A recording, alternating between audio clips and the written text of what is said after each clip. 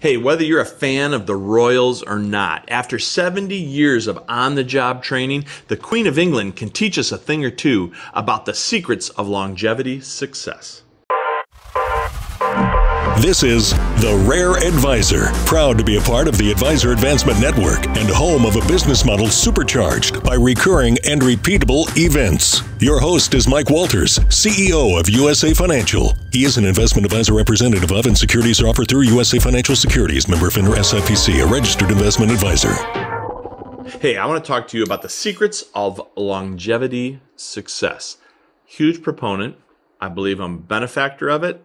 I believe that I strive toward that. I've been running USA Financial now for almost 35 years, 34 and change, I believe is where I'm at right now. And as the old saying goes, what doesn't kill you makes you stronger. We've been through a lot of tough times. We've been through dot-com bubbles. We've been through financial crisis. We've been through pandemics, and the company keeps growing.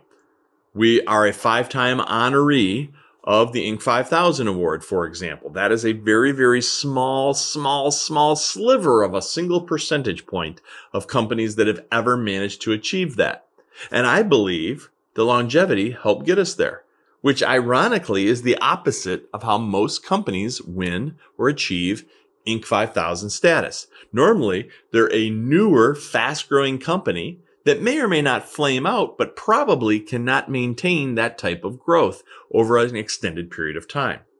We didn't even know about applying to the Inc. 5000 until we were decades old. So we won 5 times once we were already a pretty mature company.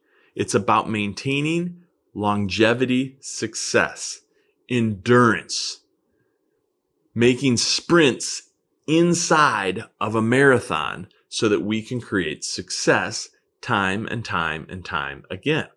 We talk a lot about that sort of thing in one way or another here at The Rare, but I want to speak specifically about a classic example. We had the 70-year Jubilee, I believe it was called, celebration. Now, I'm not a huge follower of the Royals, just not my thing. I'm a little intrigued about it because I love history, but I'm not a huge follower of the Royals. But I will tell you, I do have my top 10 facts about the Queen, and the reason is because she has the secrets of longevity success. So let's focus on that for just a moment. First of all, number one, she was crowned Queen on June 2nd, 1953 at the age of 25. She's 94 now. She started at the age of 25, and she realized, obviously in pretty short order, that she had to embrace this in ways that would create longevity success. And I think she no doubt learned a lot along the way. I mean, I look back to when I took over the reins at USA Financial in my, mid-20s, and I can't even imagine how I accomplished that looking back now. I stumbled, I tripped, I fell, I got bloody noses and black eyes like it seemed like every day back in the time. But obviously you learn and you adjust and you embrace. So number one is just simply how long she's been doing this, starting at the age of 25 to now be, I think it's age 94, if I recall correctly. Number two, she's the longest reigning monarch ever in Britain's history. So that's saying something when you talk about, you're talking about a country that has the length of time under its belt that Britain does. So she's surpassed all of her predecessors. She's plowing new territory in ways that no one else has. So there's a real key point. The ability to continue to plow new turf. Don't get comfortable. Don't lean back. You have to be growing or else you're dying. So keep that in mind as a huge part of longevity success. If you back off onto your laurels, you're not going to secure longevity success. As the Queen, number three, as the Queen, she's been served by 14 different UK prime ministers, all the way back to Winston Churchill, Margaret Thatcher, and today Boris Johnson. Think about that. She has survived, outsurvived, dealt with, managed, worked beside 14 different prime ministers. She's got to be good with some people. She's got to be able, as much as people adore and love her, she has to have been able to forge relationships, Think of all the United States presidents that she has befriended over those years. And without befriending people, you're probably not going to be able to be successful in the long term. So what's the opposite of that? The opposite of that would be President Trump. President Trump, I mean, regardless of what you think about politics and what kind of person he is, he accomplished some really good things, but he didn't accumulate very many friendships along the way, and it came back to bite him, and it got him pushed out of the office. You know, the fact that people were voting against Hillary in order to vote for Trump came back and backfired when he wasn't able to kind of deal with the people around him.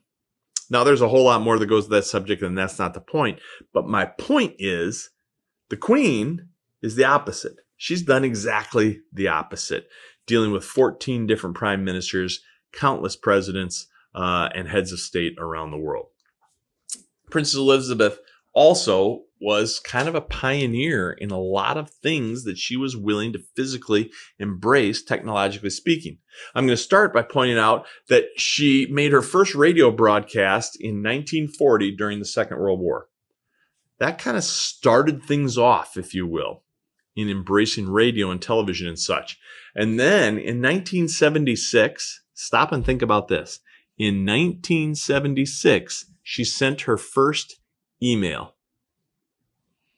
Probably not too many people listening to this right now who sent their first email in 1976. In fact, there's probably a lot in here who didn't send their first email in the 1980s, period.